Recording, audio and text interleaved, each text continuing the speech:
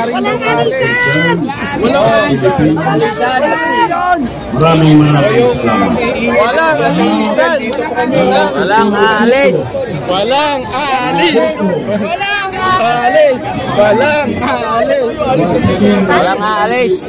Make tonight and fully explain before our country our desire to have good governance.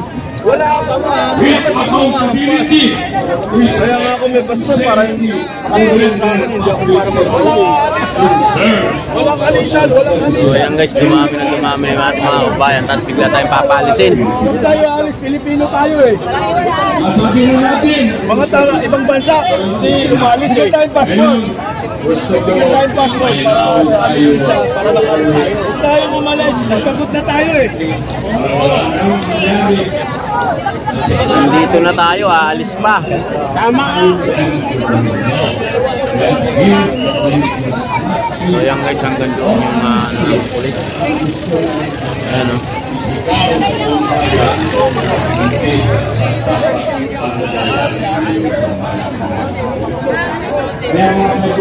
Dito. Please, let us still behave until such time that we will meet. naman kayo, pakitignan Apo.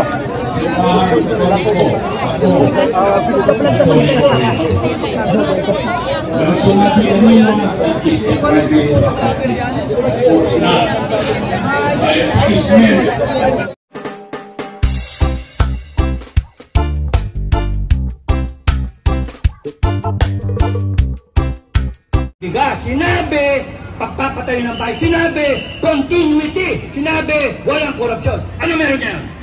Korupsyon, kabaliktaran. Kaya ako, nalabas eh, utang ina ninyo, ha? Binuhay nyo ko eh. Nananahimik ako sa lungga ko. No? Nag-aalaga lang ako na aso, dapat pinalilikuan ko yung aso ko ngayon. Pero, bakit? Kasi, binastos nyo ang taong bayan. Yun ang dahilan. Ngayon, yun ang dahilan. Ngayon, ayokong mangyari yung ginawa sa KOJC. Ayokong mangyari. Ayokong mangyari yung inupakan ng taong bayan. Makinig kayo, mga PNP. Makinig kayo. Ayokong mangyari, mga AP, makinig kayo. Ayokong mangyari yung ginawa ng mga institusyon sa mga Pilipino. Huwag niyong gagamitin yung batas laban sa mga taong bayan. Makinig kayo ha. Kasi galit ako. Galit ako. Ngayon, ayaw ko na isa dito masaktan. Ayoko na isang Pilipino ito masaktan. Tandaan nyo, ilagay nyo sa utak nyo. Ang sino man masaktan sa inyo, tawagan nyo kami ni Bukay. General Metran. Tawagan nyo kami. The moment na may isang Pilipino rito, ang masaktan, isa lang ang requirement ko. Strike one lang. May isa lang pokpokin dito, may isa lang itirgas dito, may isa lang iposas dito. I will declare a people's revolution. Lahat tayo. Kung ayaw ninyo na ang taong bayan, kung ayaw ninyo yung taong bayan, ay magalit sa inyo. Kung ayaw ninyo, umalis kayo, lumayo kayo. Your purpose here is to serve and protect. You protect the people. Hindi yung kayo ang magsasakit sa tao. Hindi yung kayo ang mambabambo, mantitirgas kayo. Subukan nyo, isa lang. Alam nyo ba, that's my first order. Isa lang ang saktan dito, sabihin nyo sa akin. Tatayuan namin kayo. Isa lang. Kaya pagka meron dito na masaktan, meron dito, it will be in effect a people's revolution. And babalik ako sa gobyerno. Mag-a-apply ako sa gobyerno. Babalikan ko kayo lahat sa gobyerno. Mag-a-apply ako janitor. Oh, sino yung mga janitor ko? Mga janitor, taas sa kamay. Dami kong janitor. Taas sa kamay. Alam niyo bakit janitor applyan ko? Lilinisin ko ang angas ng gobyerno. Lilinisin ko ang bulok na sistema. Papatayin ko lahat. Kaya nga, ang isipin ninyo, kailangan ko ang sovereign will ninyo. Ibalik natin ang death penalty. Ibalik natin. Ibalik natin. Ang sino man kumalaw sa inyo, kaaway natin. Kaaway natin. Huwag kayong papayag. Huwag kayong papayag na upakan tayo. Mag-modulate ako. Huwag kayong papayag na upakan kayo. Huwag. Huwag na huwag. Bansa nyo to. Bansa nyo to. Hindi kayo alipin sa bansa ninyo. Hindi kayo kriminal sa bansa ninyo. Ngayon, pangalawa. 2-3 araw ko nang pinipigilan ang FGF sa Mindanao. Kating-kati na sila.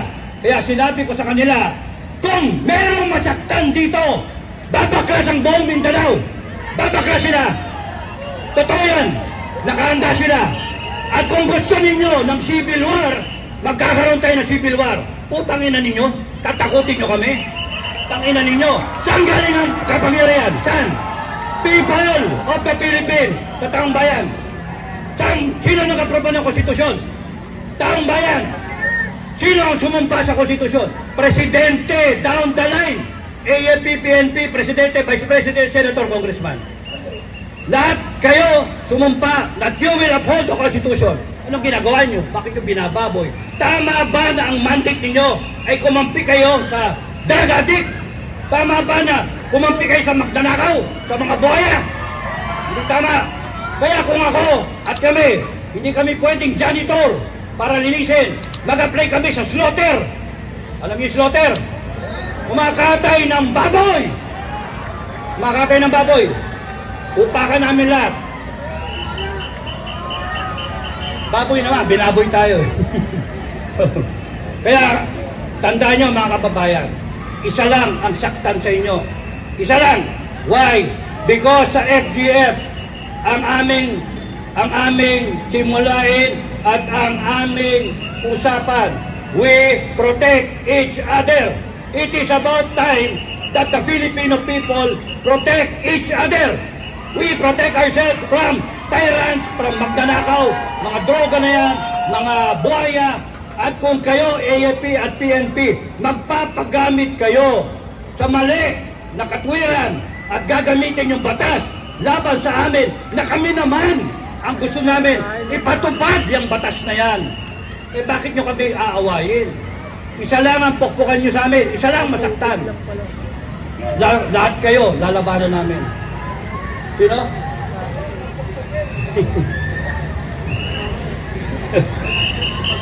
Wala si Badong. Oh, Badong! Badong, pinapanood kita. Oh, pinapanood kita. PNP, ang uno yung pukpukin. Ngayon, tama ba pagka nakasakay kayo sa sasakyan na pagka flat tire na, papaandarin nyo pa yung sasakyan? Hindi. Tama ba na ipipilit paandarin yung sasakyan kung sino man yung driver na yan? Patatakbo yung sasakyan? Hindi. Anong gagawin? Normal. Ipapalit mo yung spare tire. Sino spare tire ngayon? Si Sarah. Si Sarah. Okay? Pagkapalpak yung inyong gulong na umaandar tayo, hindi pwedeng ipilit natin at kakabog-kabog na gayon. Ang buntis makukunan. Hindi pwede tayo makakaabot sa paroroonan natin kung ang ating gulong ay flat. Palit ang spare tire. Malulubak tayo. Ngayon, Madam Inday Sara, ang mga tao ayaw ng ganito. Ang mga tao, ang gusto ng taong bayan, tapusin natin to. Bukas, pagka araw ni Bonifacio, lumaban tayo, tumayo tayo. Pagka kayo pinukpok, mag-declare nga ako ng People's Revolution, bumalik kayo, may dala-dala kayong itak, bolo, baril kung gusto ninyo. We will protect ourselves. We will protect ourselves. Kaya, ang unang putok, tandaan niyo yung kwento ko, sa Makati, ang unang putok manggaling sa gobyerno, hindi ito sa mga nagre-rebelde. Yun yung kwento ko. And naayos ang sitwasyon noon. Lahat sila may bala, may baril. Pero naayos. Kasi yung gobyerno nag-isip, si Enrile, General Enrile, tanggalin yung baril, tanggalin yung magasin ng baril. Kaya kayo na matino sa gobyerno, mag-isip kayo. Tanggalin ninyo yung bala ninyo. Tanggalin nyo yung isip ninyo na uutusan ninyo na sasaktan yung taong bayan. Kami mga Pilipino, tatayuan namin kayo.